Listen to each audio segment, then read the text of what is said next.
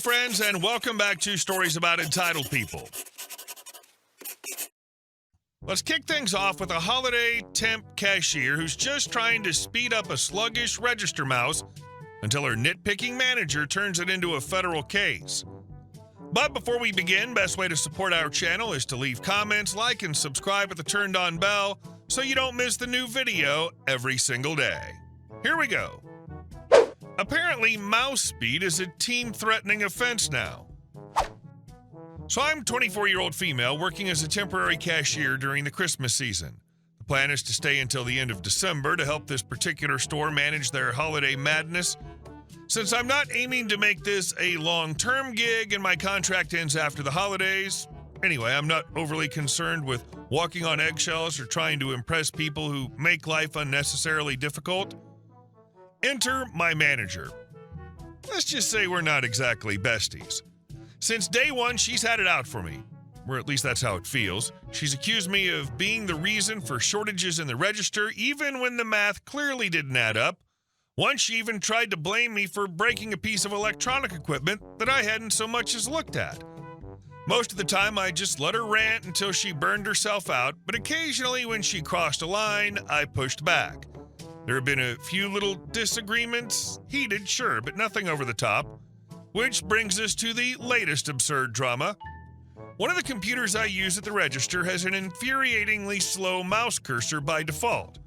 I'm on this thing for 8 hours a day, so naturally I adjust the DPI speed and the Windows pointer sensitivity every morning to something faster. It takes me maybe 5 seconds, that's it. It's purely for efficiency and comfort. Well, apparently someone complained about this. One afternoon, I get called into a little chat with the manager. She tells me in all seriousness that I have been causing problems with the team by changing the mouse sensitivity. I actually laughed at first, thinking she was joking. She wasn't.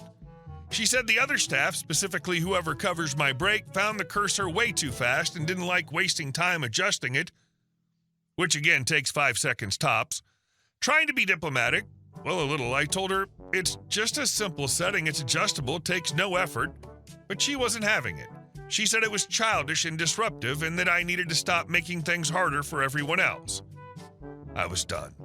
So I got a little sarcastic. I clicked into the settings right there in front of her, said, look, it's literally 3 clicks. Changed the speed, then said, see, problem solved. Then I turned around and walked away. As I was leaving, she huffed behind me and said, well then, you'd better make sure to set it back to slow every time you leave. Oh, really? Challenge accepted. That's when the petty monster inside me woke up.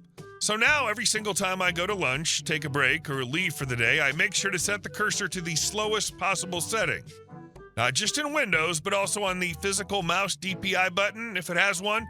The kind of speed where you have to drag the mouse across the desk like it's a toddler's toy just to reach the edge of the screen. Every single time. I time it just right, too, so she has to use the register with the customer standing right there, watching her struggle to inch the cursor toward the button like she's playing a frustrating game of Operation. Now, does this mildly inconvenience the person covering me during breaks? Possibly. But if a 5-second fix is too much for them, then they can deal with this extra slow crawl just as easily. She hasn't said a word to me about it since, but oh boy, I can feel the death glares. You know when someone's too proud to admit defeat but too stubborn to stop suffering? That's the vibe every time I pass by the register and see her struggling to close a pop-up window in front of a waiting customer. She could, of course, simply reset the sensitivity the same way I do, but that would mean acknowledging how dumb this whole issue was in the first place, and we both know she's not going to do that. Managers like this don't actually care about team cohesion or productivity. They care about submission. By refusing to cave and instead turning her demand into a joke, you prove that her authority only works if people take it seriously. And our second story. Karen's heels clicked, her voice rose, and her logic left the building. I'm a 30-year-old male, and this happened a few years ago, but I got reminded about it from a friend last weekend at a barbecue, so why not share it with all you guys? This happened at a gas station. At the time, I was working at a steel plant and was too lazy to change from working clothes, yellow high visibility, to normal clothes, And sometimes this line of gas stations has a helper walking around wearing a high-visibility vest that are there to help people fill the car, check the oil, change window wipers, etc. So in hindsight, I do understand how Karen mistook me for a helper guy, but on the same time, not because I had the steel plant's name on 4 different places and the vest has the station logo on the back, but I guess Karens will be Karens and don't bother with reading. Anyway, on to the good stuff. I was on my way home from work when both me and my truck got thirsty at the same time because I was thinking about a nice cold Coke when my truck pinged for fuel, so I stopped at the local station for a refill. While the slowest pump that ever existed was doing its thing, I did some well-needed tender care and gave my truck a quick scrub and had a look under the hood for the normal. Then I heard it. The thing I've been reading about so many times, the sound of the wild Karen. K equals Karen. Me equals, well, me. K, excuse me, followed by a not-so-gentle tap on my shoulder. K, do you mind hurrying up a little? I'm in a hurry. Me, thinking I'm blocking a pump. I look around. Lady, you have like 5 other pumps to use. You don't have to wait for me to be done. K looks at me like I'm an idiot. What? No, I need help with my car. That rust bucket can wait. I can't. No kidding, she really did raise her voice at the end. She drove a big Mercedes sedan. Guess she believed she was higher up than me just because she had a nicer car. Me. And why is that my problem? And please don't be rude to Pepsi. My truck's red and blue with a silver line in between. Okay, are you stupid or what? You are the helper guy. You're supposed to help the customers. Me. No, I'm not. It's not even Monday, so the gas station doesn't have helpers. Okay, gets really loud. I don't care. You're gonna help me or I'm gonna make the station staff have you fired. Me, thinking to myself, why me? Look, lady, I don't work here. I just came from work and was killing time while filling up my truck. And even if I did work here, why would I help you when you act like this? Kay, stunned by my response, she just looks at me. I'm a government employee. Whatever work you do, I can have you fired. Now, help me! Stomping her high heels in sync. Me, you are a crazy Karen. You must be for thinking that anyone's ever going to help you after all this. I turned back to my truck that had been full for a long time and decided I better do this at home. Okay, where are you going? I still need help. Me, lady, call a tow truck then. I don't have time for your craziness. I'm going home. Okay, I guess she had a reactor-level meltdown upstairs because she walked in front of my truck screaming, "You're gonna help me!"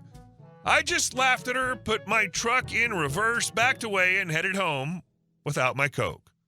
Thanks, Karen. This was my second encounter with a Karen. Hope you guys like this. Take care. I loved when you said when both me and my truck got thirsty at the same time. The fact that you named your truck Pepsi makes it even funnier. I can't believe you left without your drink. You should have got it and drank it while staring her down. And our last story. Neighbor chainsaws my fence. I buy the ground under her garage. Hey Reddit, first post here, but I've been lurking on this sub long enough to know you all love a good revenge story. Buckle up, because this is the saga of how my psycho neighbor Karen chainsawed my fence and I ended up owning the ground under her garage. I'm a guy in my 40s living in a small town in Montana. Don't worry about the name, blink and you'd miss it. I brew my own beer, good beer, and it's kind of my thing. IPA, stout, saison, you name it. Every Saturday I've got friends over in the backyard, music playing, dogs running around, and taps flowing. It's my little slice of heaven. Until Karen happened. It all started with a chainsaw. Spring last year, snow's finally gone. I've just started brewing my first batch of the season. I'm outside minding my own business when I hear it. That's not a lawnmower. I walk around the side of my yard and there she is, Karen. Mid-60s, power walking temper, haircut like it lost a fight with a bull, and she's revving a gas-powered chainsaw through my cedar fence. Me, what the actual hell are you doing? Karen, this fence is illegal. I have a historic right-of-way through here. You can't block me. Turns out she was pissed because she didn't want to walk an extra 60 feet around the block to get to her mailbox. She claimed there was a 1980s-era easement that let her walk through what's now my yard. The thing is, that easement was voided years ago when the city rezoned the area and split the parcels. I call the cops, sheriff shows up, takes one look at her waving a chainsaw and goes full, "Ma'am, I'm going to need you to step away from the hole in the fence."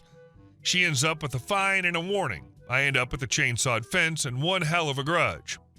So I started doing some digging, literally and legally. I went down to the county recorder's office and pulled every scrap of information I could on my land and hers. And guess what I found? She'd been illegally using a 4-foot wide strip of public land behind her property for years, treating it like it was hers. Mowed it, planted bushes on it, built a cute little walkway. I bought it. No, seriously, I bought that strip of land from the city for less than the cost of a new fence. 2 weeks later, I built a second fence on my new land, completely cutting off her access to her little walkway. She loses her shortcut, I get my revenge. Kinda. That just made her madder. Karen escalates, I escalate harder. Karen starts pulling petty crap, noise complaints, code enforcement, health inspections, claiming my homebrew setup was dangerous. Even tried filing a permit to install a gas line that would have cut through my yard. All of it fell apart because, surprise, I play by the rules. So I dug deeper. Turns out half her garage, yes, her actual garage, sat on another tiny sliver of municipal land behind her property line. I bought that too. You should have seen her face when she realized I now owned the ground under her garage. She screamed at me over the fence like a banshee, called me a sociopath, terrorist, and inexplicably hipster lumberjack. My response? "Karen, I'm just buying land, legally." Then came the lavender war.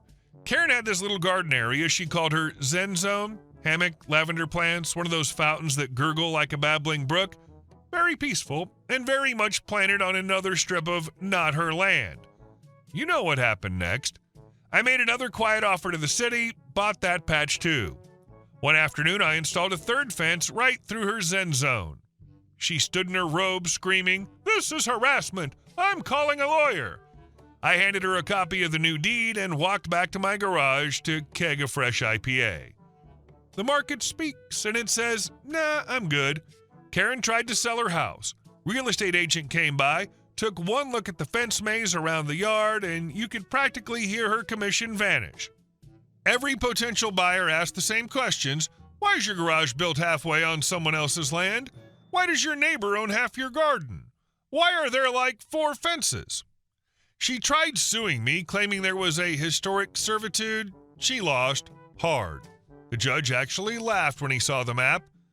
So I did the only reasonable thing. I hung a wooden sign over the newest fence. Karen's Walk Memorial Park, private property. The final nail in the lavender coffin. Eventually she caved, put the house on the market for way below value.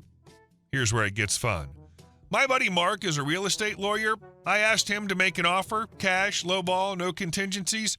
She accepted. Probably thought, now OP has to live next to a lawyer. When moving day came, she was loading boxes into her truck, glaring at my backyard where I was sipping a cold saison with some buddies. That's when Mark walked over, handed me the keys in full view of Karen. She screamed.